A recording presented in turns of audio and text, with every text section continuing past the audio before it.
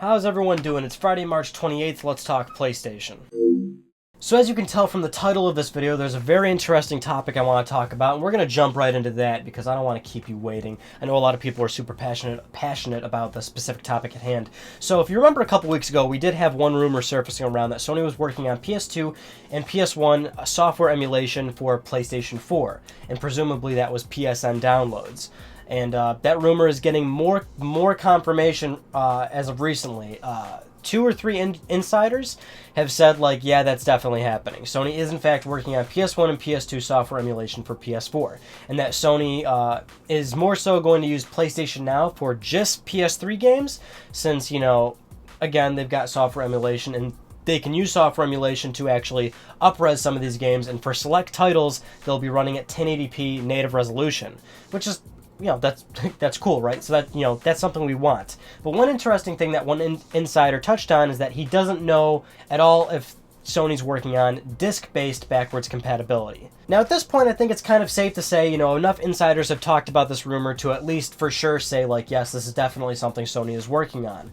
A few insiders are saying 1080p PS2 games are looking fantastic, and some games are running beautifully, and some games are running like absolute crap, and they're buggy and downright unplayable, and that is emulation itself. The topic at hand is software emulation, because the PS4 does not have any hardware to support any sort of emulation like that. But it got me thinking, like, you know, you can certainly do this disc playback wise. If you look at the PlayStation 3, for example, fat PS3s came out, and yes, fat PS3s could play all those, you know, they could play PS1, PS2.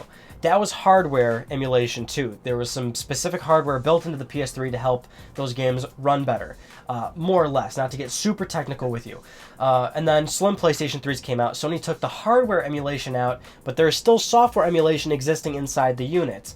And in fact, if you want to unlock a slim PlayStation 3 or a super slim PS3 and run custom firmware on it, you can get disc-based backwards compatibility working on the system, which a lot of people actually got pretty upset about that. Like, how, you know, if you can unlock this feature, why doesn't Sony unlock that? And there's a few reasons as to why Sony may or may not have unlocked that. Of course, the big thing there is that at the time Sony was doing HD remasters of PS2 games, they were doing PS2 classics on the PlayStation Store, so initially it's like, okay, Sony doesn't want to give you PS2 backwards compatibility because they can just resell you those games, and that's certainly true. Business wants to make money. I'm sure that was definitely a motive. Another motive is that, you know, you got to put R&D into that if you want to actually unlock that feature for software emulation on PS3. PS3 is not as powerful as a PlayStation 4 or a super powerful PC using that kind of emulation. So if you want to do software emulation for a slim PS3, you know, you got to put R&D and money into testing every game and trying to see which one works, which one has problems, trying to see if you can fix it from the software side, which is kind of hard to do, really. Even though, you know, you've got PS2 classics on the store now, but there's not many PS2 classics on the PlayStation Store. And part of the reason why that is because, you know, again, it's software emulation. There's a lot that goes into it, and sometimes you just don't get good results for the software emulation. So it raises the question, would Sony allow PS1, PS2 disc software emulation on PS4, or would they lock it out of you to try and sell you more PSN digital downloads? Of course, that option seems like it makes a lot more sense for Sony because they want to make money. But there's a lot of reasons why the other option might make sense to you and to Sony, and why I think this might be an important issue and topic to bring up to them, because Sony's actively listening. They always acknowledge things that consumers want, even if they don't even give them to you. Like when you say you want PSN name changes or you want sub-account upgrading, you know, Sony has talked about these things many times, and they'll openly talk about it, and they'll say, like, hey, like, here's the reason why we can't do this, but we hear you, and you can take that for what it is. You can, you know, whatever kind of judgment you want to have, but at least they'll acknowledge it, right? So disc software emulation is certainly possible, and there are a few reasons why Sony would allow it. Look at the PS3. All PS3s can play PS1 discs, and at the time, throughout all of the PS3's lifecycle, they sold you PS1 downloads. So why would they allow disc playback while they're also trying to sell you those digital downloads? You know, they're allowing you to do both of those, right? So it's not one of those situations where it's like, let's make them not play PS1 discs so we can sell them on the digital downloads. They let you do both of them. And even Microsoft with the Xbox 360, they do Xbox download classics, and they let you play some specific Xbox titles based on emulation and how they work on the 360. It was one of those situations where Sony and Microsoft allowed you to play certain games and it's not like they were locking you out of one to sell you on the digital download. So it's not out of the realms of impossibility that Sony would lock out PS2 to make you buy your games again on digital download. In fact, the way I see it at least is they can allow you to do both of these things, and digital downloads still have their own sort of, allure and attractiveness to it, like native 1080p up-resing. Maybe they'll save it for just that. They could certainly do that with just the discs. These things actually are possible. You can put a disc and then, with the right emulation, they could bump up the visuals and all that. It can be manipulated in that way, even through the disc. So, but like, you could save it for just the digital downloads, or just, some people still always prefer the convenience of having their games saved on the hard drive. There's also the fact that allowing PS2 discs to be played might not be that big of a threat, because PS2's out of production now. Many people have gotten rid of their PS2 games. It might not even be that big of a threat to allow people to buy the discs, even if they can go to eBay or something. There's been plenty of times where I'll eBay hunt some PS2 games, and I'll look for just the game that I'm looking for, and it's, it's a little bit up there, like $10, $13 sometimes per game. It might be one of those situations where Sony offers you an even cheaper price on the the download side, so they would again have no problem allowing you to play discs if you choose to do that. Basically what I'm saying is there's a lot of positives to both sides as to what they might do if they lock you out or allow you to play PS2 discs. You also got to keep in mind that if they do allow you to play PS2 discs, they have to put a lot of R&D and investment into looking into that and to testing that, because you've got a much more controlled state of doing just downloads, because you can approve every title of like, this works, put it up. This one has 1080p native res, it's emulating fantastic, we can put that up for sale. Whereas if you want to open up the whole library, you got to test a lot of games, you got to have a lot of man hours to do that. So what I'm really getting at though, because this is not necessarily news, this is more of a really brain-poking, thought-provoking conversation that I want to have with you guys, is that be vocal if you want this to happen, because, like I said, it's clear Sony's investigating this technology. It's clear that they are going to try just to sell you things, but you got to keep in mind this is a new Sony with PS4. They've done so many great things with it so far. They've righted so many wrongs that they did with PS3. So if you're vocal about it, maybe you might actually get something out of it. Maybe you could actually see disc-based software emulation with your PS4, because that would be pretty awesome. That would be a fantastic feature, and it'd be one of those things where like Sony could, it's not like they're again losing money or trying to upsell you on the downloads. It's one of those situations where it makes the system more attractive. You sell more PS4s that way, and another person with a PS4 means another PS Plus subscription, more PS4 software being sold, more PS4 digital downloads, maybe a PlayStation Now subscription. It's not just like someone buys a PS4 to play all their PS2 games, because stuff like that doesn't happen. You're the minority if you want to do backwards compatibility. You just are. But it's still a nice selling feature. It's something nice to have on the box. So hopefully it happens. Although at the end of the day, I'm still very inclined to believe that they'll just allow digital downloads, because that really is like I said, it's a really safe bet, and they don't have to invest so much money into it. And there's still some positives there, like they do want to sell you everything. But at this point, they're definitely working on it. If you want disc-based, be vocal about it. Even the insiders some insiders are saying this. Sony does listen, be vocal. Okay, let's get on to some of the other news stories. Sorry, this video is going on too long already. I know some people complain about the time, but this is my show, so I'll do what I want.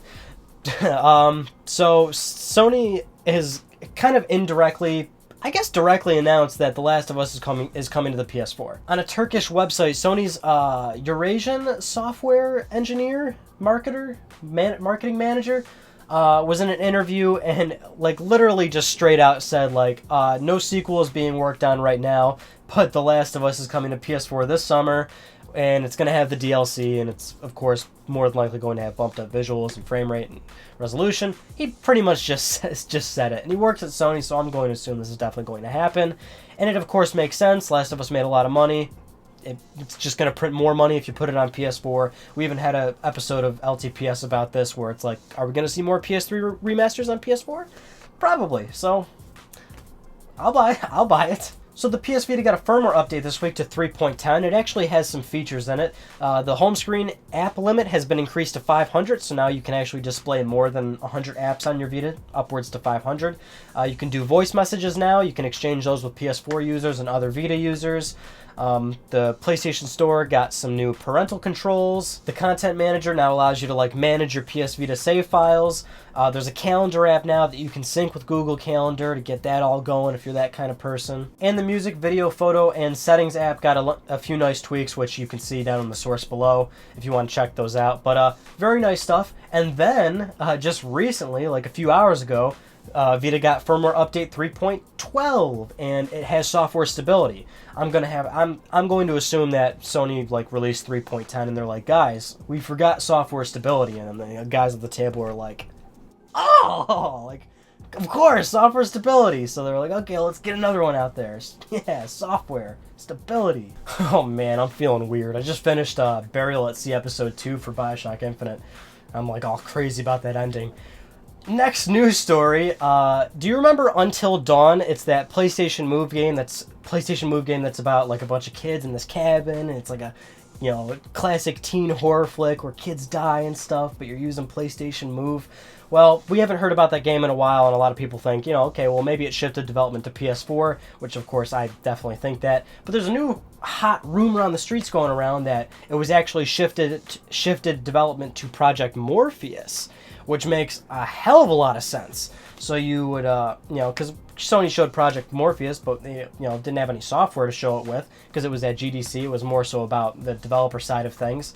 But when this product does actually launch, it needs software to back it up, which sounds pretty interesting. The game was already made in mind with PlayStation Move, and Morpheus is very that sort of direction where it's about presence and experience, and again they're going to need a game to back this product up, so all makes sense. I'm not the kind of person that will buy into a rumor immediately, but that one totally adds up, so we'll have to wait and see if that actually is true, but again, we're going to have to wait a while because Project Morpheus is nowhere close to being ready. So our last news story is a pretty big one. A lot of people are freaking out, and I can see the cause for concern. A lot of layoffs are going on recently. A lot of bad news for Sony. A lot of people have been leaving Sony, their developers. Basically, so a lot of major layoffs happened recently at Gorilla Cambridge, SCE London, Evolution Studios, and a couple of key people left. Seth Killian just left Sony Santa Monica. The game director of Drive Club left. The game director of Uncharted 4 left. These all happened. This was all announced this past week. A lot of major key people are leaving. Another guy left Infamous, who really helped that game out, or left Sucker Punch. A lot of reconstructions going on. And more or less, that's kind of how I see it. I mean, I don't blame people for at least worrying, because all this stuff happening in such a short amount of time, is kind of begging some questions as to what's going on. But we're going into the fiscal year, and it's around that time where people get laid off, or companies like to restructure. I'm sure it's a little bit of that. It could be a little bit of some people have personal choices that they want to go somewhere else. We know for some of the people that I just named earlier about certain directors and all that leaving, it's not a situation where it's you're fired, get out of here. It's they had personal choices they had to go. It always sucks to lose your job. We've always talked about that before. My heart sincerely goes out to people that got laid off or something. Hopefully you land back on your feet soon. I don't know. I look at this and I kind of reserve judgment to see how the final games turn out, because some people are worried about Drive Club and Uncharted 4 and Sony Santa Monica's current projects. I reserve judgment until they ship some products, and then we ship some games and we actually see how they are, and if these restructurings actually was for the worse, but they're for the better. It gives a chance for new people to come in, or cut off excess fat. Again, Sony, we've talked about this before, they are bleeding funds. They don't make a lot of money nowadays. The PlayStation division's doing great. It's one of those situations where a company has to look at what's not working, get rid of it, find out what will work, or just, I've said a lot of this stuff before. You see what I'm getting at. So, yeah. But it is alarming. I don't blame people for going what's going on? These people are leaving. But it's not like a while ago where, I don't know how many years ago this was, where Sony was closing, they were closing their developers. They closed big studios, and then Sony Liverpool. But that's just how some things are. That's just the nature of the business, These things happen. Anyway, everybody, that's about it for this episode of Let's Talk PlayStation. I'm trying to make them a little bit shorter. I know some people want them a little bit shorter. Sorry if it was too long for you and if you're whiny about that, but I do hear you. I hear you. Can't make everybody happy. Some people like them long, some people like them short. You can't please everybody. And so ends another glorious episode of Let's Talk PlayStation. I'm Ryan Benecki. Thank you so much for talking with me, and I'll see you all next Friday.